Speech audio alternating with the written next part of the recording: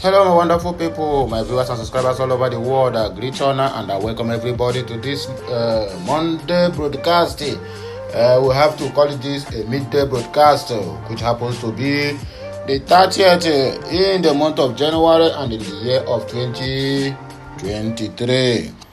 This month remain only one single day. Some hours now, we are heading into the new month, which is February, a month of blessing for each and every one of us. If you have not subscribed to this channel, please endeavor to do that as soon as possible. If you have not turned on the notification button, please do that anytime soon. If this is your first time of hearing my voice and you are wondering who is here, I still remain Okute Daily Talk, where we speak to you the undiluted truth of things, of life, of the Biafran struggle, of what is happening around us, within us, and far from us. So this is where you can hear the truth and nothing but the truth. I don't paint words in my station, and I don't give a propagandous news. I always hit the nail on the head, not minding whose earth is God. You understand me? You get the point now. If you don't get it, then better forget it. So let's go straight into the business of the day. We have no time to waste because time is money. 2023 will never be like 2022. We have to be on the fast lane because you know everything everything they move back. Engaging with Nnamdi Kanu siblings on matters concerning Biafra is as useless as breath submerged in a dirty water. This one, it choked me. This one, it really choked me. That is, it choked me for neck. And I don't see this, our controversial Islamic cleric. He don't come out now. Come no say Biafra and Ipob, they need federal government to need dialogue with them. So he don't come out now in full force. They tell federal government, but not without mentioning the name of the bandits and the swap. You hear them and the Boko Haram. You people supposed to know that this is a negotiator for Boko Haram and bandits in the forest. So I come out now and let the federal government know that they're supposed to dialogue with Ipob, Iswap, and Boko Haram. That all these people, they are agitating for one thing or the other. The first time this man can make a single point that is accepted both in the spiritual realm and in the physical realm. So wherever you are, please clap for him. Sheikh Gumi says, Hesmen also killed Fulani, urges federal government to dialogue with Iswap and Ipob agitator also. And I hear them now. So this one, and I wait till you go home today.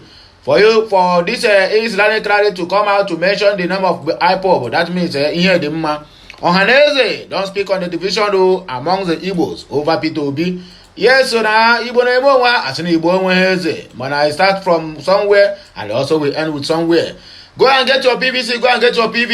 Go to the southeastern party. They are charging 1,000 naira to release your PVCs. Over the Adema, this is a part of the chain. Tomorrow they will call him Buhari, Atiku, Tulumbu, P2B, Kwankwaso, that they are the one that started the country. But that area where you have been elected for one office or the other, how do you manage it? Nigerian people, you go to the southeast, the south, the north, central, northeast, and northwest, and the rest of the north. They will be carrying PVC, go to different homes and be sharing to make sure that everybody, both old and young, got their PVCs to vote on that village because PVC is your power.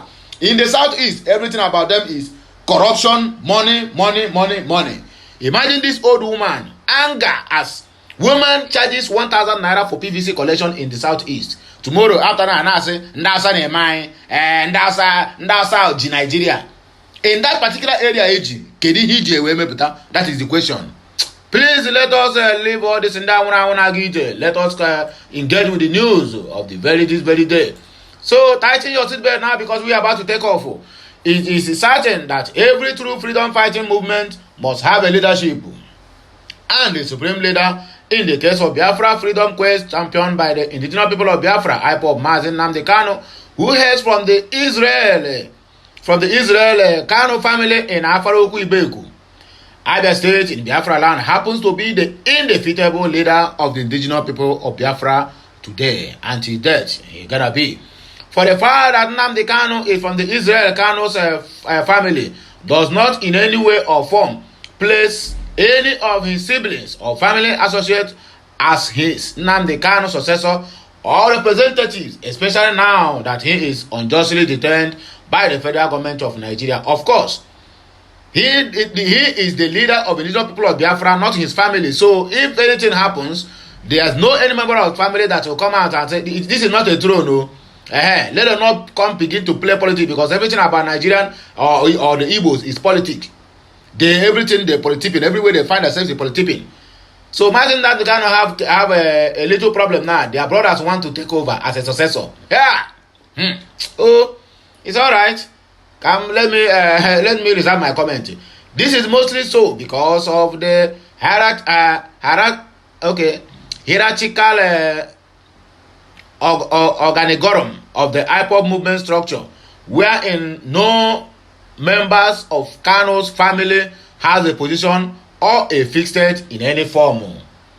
Also, Nnamdi Kanu himself has several stated unequivocally that in any case of his absence, as temporal the case now, that Mazi Chika Edoziemu headed Ipob, the DOS, that is Directorate of State, being the highest decision-making body in Ipob, will automatically and without delays be at the helm of Ipob affairs, all in the absence of Mazi Nnamdi Kanu. No sincere and true devoted individual is currently happy in this struggle for Biafra restoration, considering the rigorous the Biafrans have been subjected to in his fight for the freedom, and which will evidently continue to be the case until Biafra is eventually freed.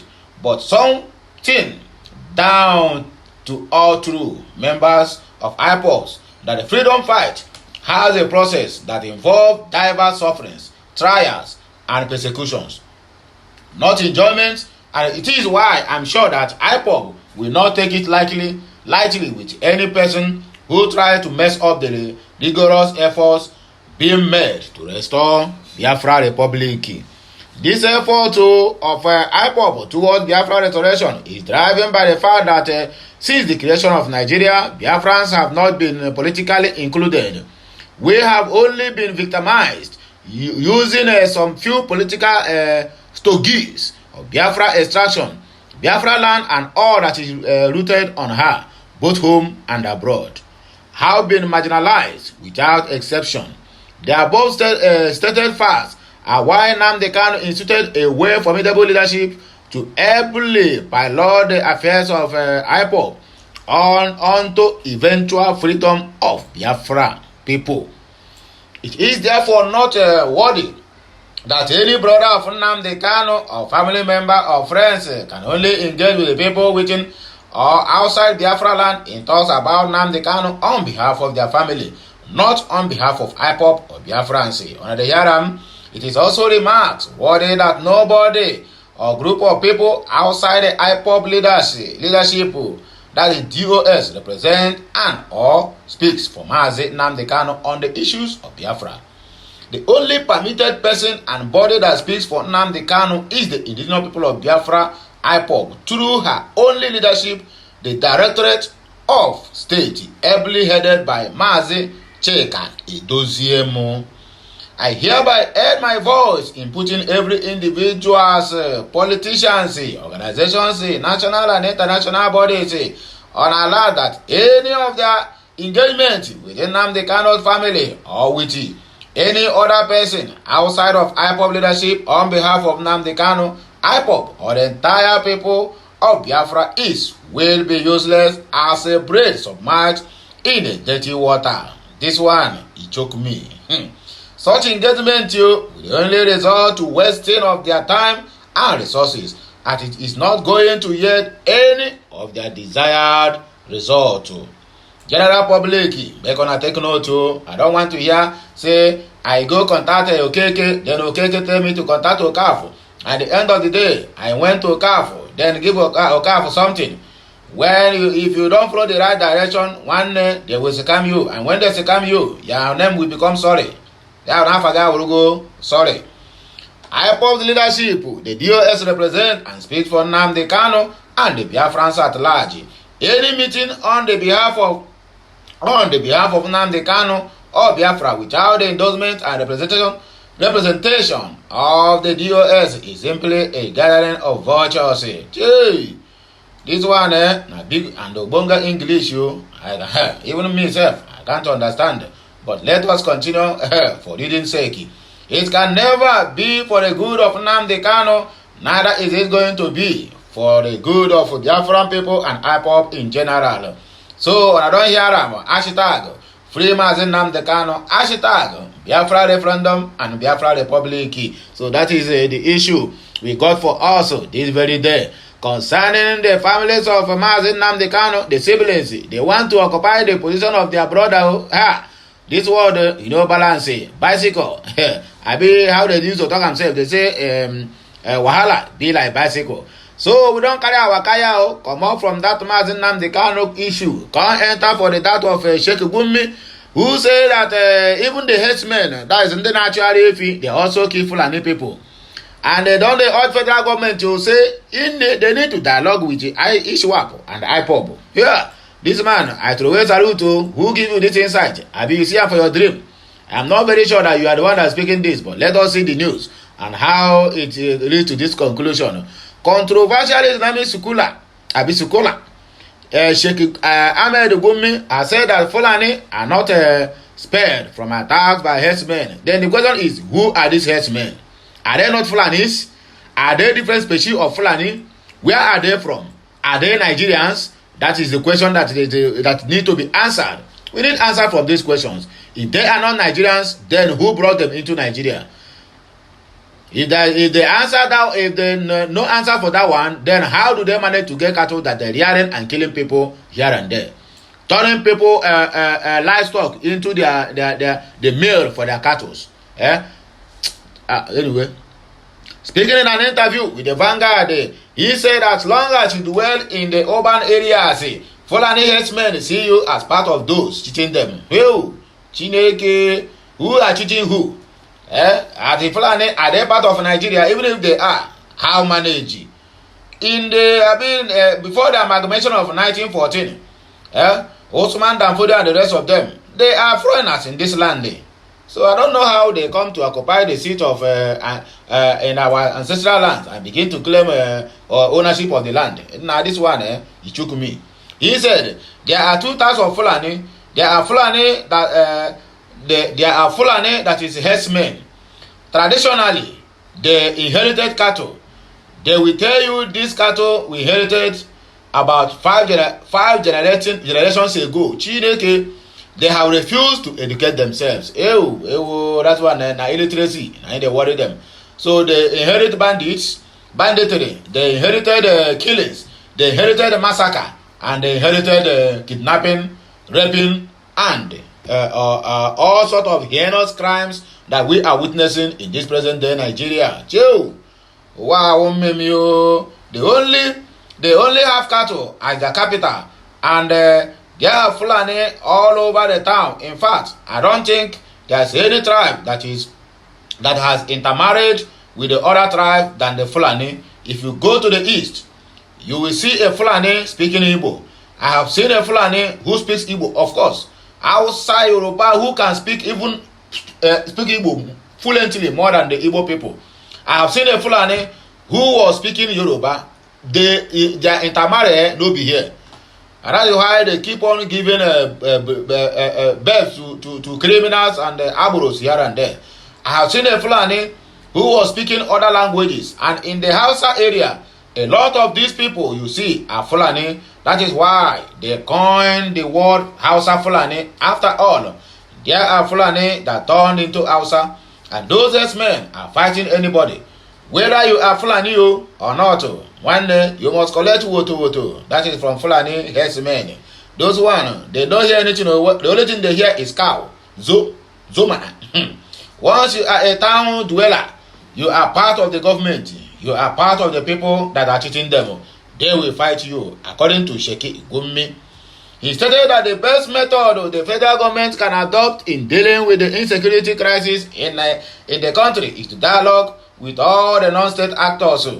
ISWAP and the Ipob are the only two groups that want to destroy the nation. They are not destroying the nation. They are agitating for inclusiveness. You get it? Fairness and equity. You cannot tell me that after Zeke of Africa, who fought for the independence of Nigeria, and they made him a ceremonial president, that no any Igbo or whosoever that ever smelled that seat of being a first, number one citizen in Nigeria. They are not qualified to be number one citizen. Then what are they doing with you? Allow them to go. They are capable enough to take care of themselves, even with your oil or whatever that comes from the government they don't want. Just allow them to be. That is what they are asking for. So don't say they destroy. I disagree with you on this, Sheikh Gumi or whatever you call yourself. You deal with them through dialogue. When you dialogue with somebody, you understand the complexity of his agitations and what he's looking for. You cannot tell me that you are not aware of the marginalization that is being happening in the Igbo. So coming out to say that the Biafrans call about the Ipob who only dwell in the forest, killing people, kidnapping people, collecting ransom, destroying people's farmlands. Ipob is being created on the platform of love, understanding, oneness, and what? Unity. So we don't destroy. You can use their factions to fight them back. If you can get Boko Haram online and Ansaru online, they can take care of Ipob and the Ipob. Southeasterners who are ready to remain in Nigeria are negligible. Gumi added. Okay, you want to use Fulani herdsmen to fight Ipob. That is what you are doing now. The government, are they not aware of unknown government? They are the one that created unknown government. So what are you saying? Ohaneze ndị Igbo speaks on division among Igbo over P2B. They will never support their own. Rather, they choose to remain slaves in the hands of their paymasters simply because of the peanuts they're collecting. Simply because of one shady deal or the other they get from the government. So they know exactly that if this man enter, you call him a stingy man, he will show you what it means being stingy, and he will use the money meant for the public to work for the public, not to share it to folks and families. Igbo Social Cultural Organization, which name be Ohaneze Ndị Igbo, abi Ohaneze Ndị Ori, has debunked reports of any division among Igbo leaders over the presidential candidate of the Labour Party, P2B. Speaking in an interview with the leadership, the National Publicity Secretary of the body, Dr. Alex Obenaya, said the group resolved to endorse P2B remains unshaken. He stated that Ohanese's entire structure is supporting Obi, certain that the former Anambra State Governor stands out among all the presidential candidates for the next month's election. The whole Nigerians knows they know the truth, but because everybody is fighting to defend their party, not even for the interest of the poor masses in Nigeria. Everybody is fighting. I want APC, my party, to win. I want PDP to win. I want Labour Party to win. I want NNPP to win. We have the structures, because we are many in the House of Assembly, we are many in the Senate, we are many in the House of Reps, we are many in the cabinet in the Asorok. So we have the structure to win. Structure of criminal. Structure of destroying the country, structure of looting the public funds. That is what we keep hearing every now and then in Nigeria. Shame unto you people. Obenaya said there's no going back on the endorsement of Peter Obi and other Igbo man or woman is a member of Ohaneze. Eminent Igbos are supporting Obi. He is a product of circumstances. He stands out among all the presidential candidates in this country, or those ones who are vying for office coming February 25th.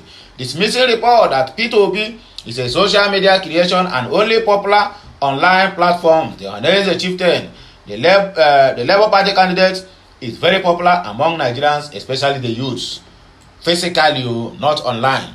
According to him, the youths are solidly behind P2B. Therefore, they are resolved to collect their PVCs to vote for him in the upcoming presidential election. Obenaya noted that it was on the premise that it is the turn of Igbos to produce a president that providence provided Mazi Peter Gringoli Obi. We don't carry the waka with the enter for that woman wey don swear say if you no give am 1,000, o say you no go give you your PVC. You don't see am. That is Nigeria for you. Look at how the woman look like roundabout. Look at how we look like roundabout. Collecting 1,000. If you have 1 million PVCs there, you collect 1,000 from each. You have almost a million naira already. What for? and the government is out there. Somebody is out there on a Arise TV or whatever, or Channel TV the other day, saying that nothing of such. But look at it. Anger as women charges 1,000 naira for PVC collection in the southeast. A video capturing the moment a woman suspected to be staff of the Independent National Electoral Commission charging registered voters 1,000 naira to collect a permanent voters card has sparked outrage on social media. Thank God they got her face very well. In the viral video, the woman who held a bag containing PVCs was seen charging 1,000 naira, saying it was the cost of bringing the cars to their supposed ward by a certain official suspected to be an INEC staff. She was her saying in Igbo that if you don't want to pay, you can go to your local government headquarters, you will pay the transport fare. Those at the scene protested against paying the money, saying this is a bad impression. This kind of a thing cannot happen in the north. It is not good. After we blame President Buhari, of course, another voice in the video said, you can't be collecting 1,000 naira to give people their PVCs. This is very bad. You are on video and I will market you. It is meant to be free. Yes, do it and make sure you market her very well. The unnamed woman carried her bag and left the scene. You see, she knows that what she's doing is not right and she's running while causing the people for refusing to pay. She was uttering, God punish you. May you be mad. May you become mad. The state where it happened was not disclosed, but one of the protesters mentioned Njaba local government area, which is in Imo State. I hope it's not them. The person who shared the video wrote, we have BN. We have been told by at INEC Nigeria that the PVC are free at point of collection, yet officials of the commission are using it to make money and abuse citizens. But when you ask them about this now, they will tell you it is a lie. That is the problem we have with all these people who claim to be at the top. When we come up, we brought out this case now and said, look at what is happening. They will tell you nobody does that it is not good. You know that kind of thing now, they begin to make all sort of comments because they know how to lie. Anything about APC and their government are all lies. So let us take this news.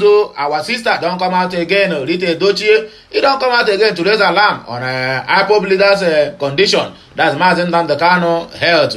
I pray what I heard about Nnamdi Kanu is not true. Rite Dochie raises alarm on Ipob leaders' condition. Already Yaram say this man is not feeling well yet. The government tied their ear, saying they are not going to free the young man. After the court of competent jurisdiction, don't tell and say, but Boo Boo and Malami with other cabals say Nehio say we are not going anywhere. Maybe they want to use him as a chief of army staff. Maybe they want to make him chief of to replace Beach. I mean the DSS boss. Veteran actress Rita Edochie has read an alarm on the condition of the leader of indigenous people of Biafra, Ipob Nnamdi Kanu. Again, she have said before, now she don't come out again. Among all the Igbo allies, look at the only woman who come out and say, but when I free this man, he don't shout him, even before the court. My sister, more grace to your elbow, you have done well. Even our ancestors know you have tried. Nigerian report that the Nollywood actress pleaded for the release of the separatists via her Instagram on Monday, but Instagram cannot solve this one now. The people who are Instagramming was tipping. Waiting be this Bini man where they speak Bobo Igbo. The actress plea is coming days after the sitting governor of Anambra State, Charles Soludo, vowed to stand as surety for the Biafra agitator if the federal government would release him.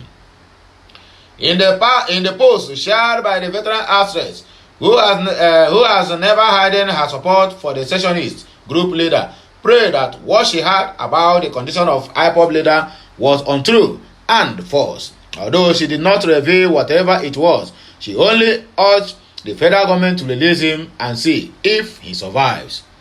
According to her, if the federal government doesn't release him, Nigeria will never remain the same again. No, according to her.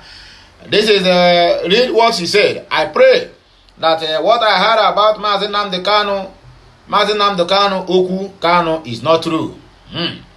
Release Mazi Nnamdi Kanu Oku Kanu.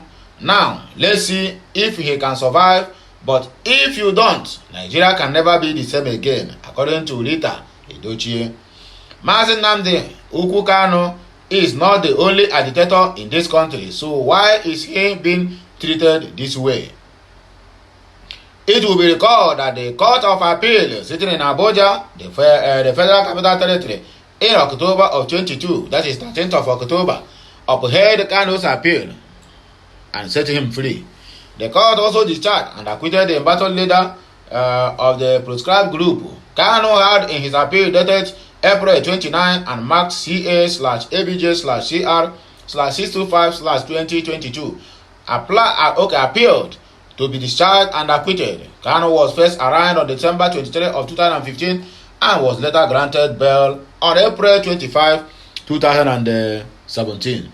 The Court of Appeal subsequently declared as illegal and unlawful the abduction of a Biafran agitator from Kenya to Nigeria and quashed the entire terrorism charges brought against him by the federal government of Nigeria, or you can as well call it Fulani government of Nigeria.